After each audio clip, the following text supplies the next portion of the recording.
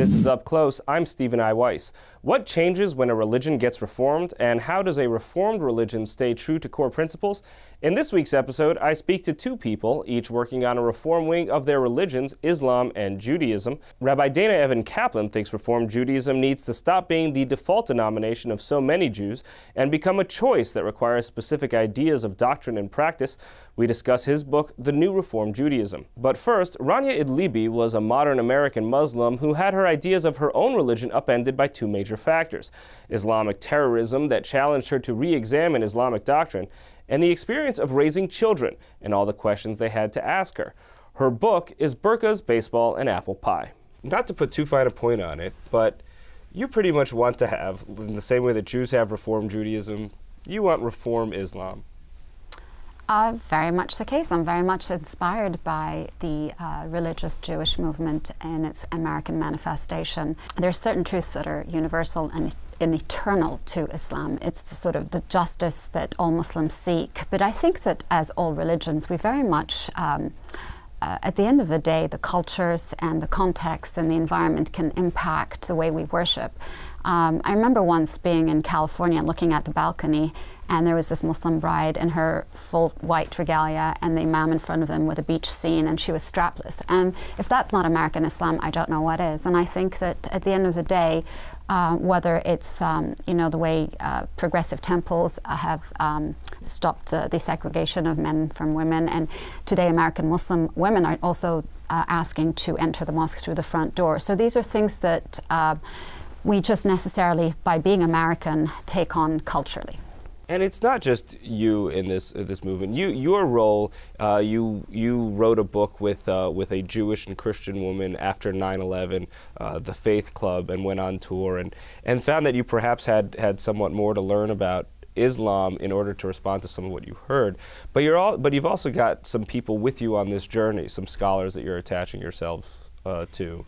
Absolutely. You know, the thing that is just wonderful, I think, is that if and when we're met as progressive Muslims with naysayers or those who will resist our view or point of view of Islam, I always I'm very happy to point out that actually we don't have to look beyond our own theological diverse history, the plurality that is very much the ethos of Islam outside this aberration of the past 100 or 150 years where we have been dominated by an ultra-Orthodox Wahhabist radical strain.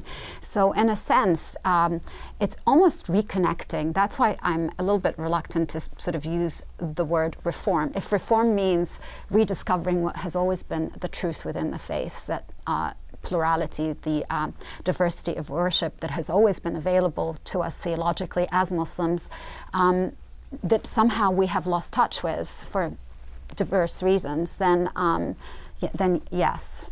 Right, and part of your thesis is something that I think a lot of Jews would connect to it in their world, and probably a lot of Christians would connect to in their world, the idea that there's a new fundamentalism out there, and that there's an ultra-orthodoxy that is claiming authenticity, that is claiming a link to the entire history of a religion, but you suggest it's a novelty, really.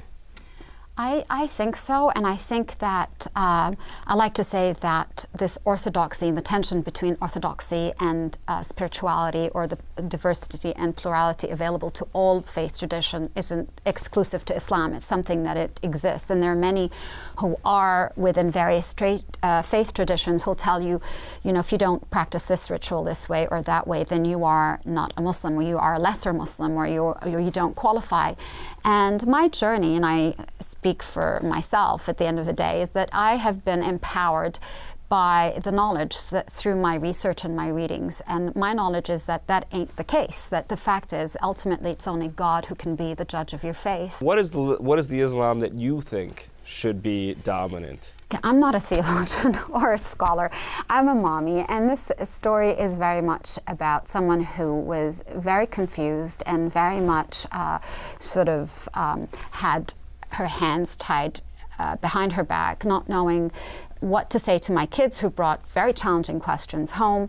And I went on this journey, and it is an audacious role, I give you that much, but it is one that it comes from a place of love, for the love of my children, and the love we all share for our children, which is the belief that we must have a more dignified tomorrow, a better tomorrow, and it is that love that allows me to be here. And it is one that I know that Islam has at its heart. And now Rabbi Dana Evan Kaplan discussing his book, The New Reform Judaism. So when I put this book down, I had much the same question as when I picked it up, which is, what is Reform Judaism today? It's very hard to say because it's so pluralistic and diverse. And this is a process that's been going on since the 1930s, as I described.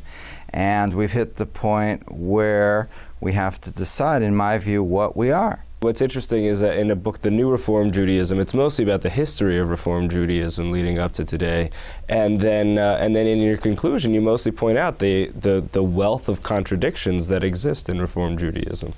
There's a benefit to that, but there's also a deficit to that. And as you saw, one of my arguments is that to have a vibrant religious movement, you have to know what you believe. And I don't specify what I think we have to believe necessarily, but when it becomes so diverse and anybody can believe anything that you like, you have the big tent, then it's really hard to galvanize people and motivate people and move them in a certain direction, whatever that direction might be. So it would appear that you're trying to draw a line with other denominations like humanistic Judaism or Reconstructionist Judaism, in that saying, as opposed to Reconstructionist Judaism, we're going to have a very clearly defined idea of what we believe, and it's not going to be about pretty much anybody can join in.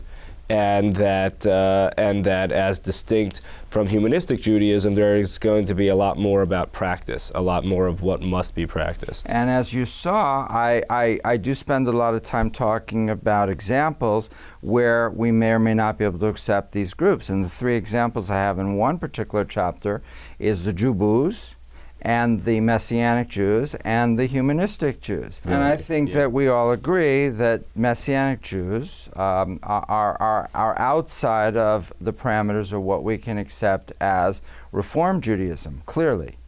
So that's an easy decision, but I brought it in as an example because, it's why, and, what are the criteria that that we can and should apply to other groups. What does Reform Judaism become when you all of a sudden do create delineations, in the sense that it is a sizable denomination today, in large part because so many people self-identify as Reform, even without necessarily participating in any way. If you close ranks, how much is left of Reform Judaism? I think you have to, though, because what's going to happen if you don't close ranks in the Reform movements, what's happened to the conservative movement is you lose people little by little because there is no compelling theological reason to continue. So I feel ethnically Jewish, and I belong to a Reform synagogue because my friends go there, and I like eating bagels there on Sunday morning and schmoozing with the rabbi. But is that a serious enough reason that I can convey to my children why that's important? I don't think so. So I think it's better to preempt this decline by saying these are the beliefs that we have, and we want to convey these beliefs and get you involved in a belief system, into a religion now, so we don't face that problem over the next few years. What do you expect in terms of the establishment creating an idea of Reform Judaism? What do you think that Reform Judaism would be or should be? I think that the first thing is that we have to engage more with God. We have to decide exactly how we conceive of the divine presence and what implications that has for our daily lives.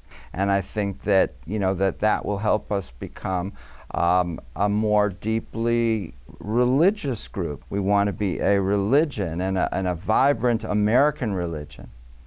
That's all for this week's abbreviated web episode of Up Close. A reminder, you can see the full episode of Up Close on the Jewish Channel on cable, or listen to the full audio of the show as a podcast, available on iTunes and your favorite podcast player. The Jewish Channel is available on cable, Time Warner Cable Channel 528, IO Optimum Channel 505, RCN Channel 268, Bright House Channel 330, Verizon Fios Channel 900, Cox Cable Channel 1, Frontier Communications, and on Comcast in the on-demand menu under Premium Channels. For more information, visit tjctv.com.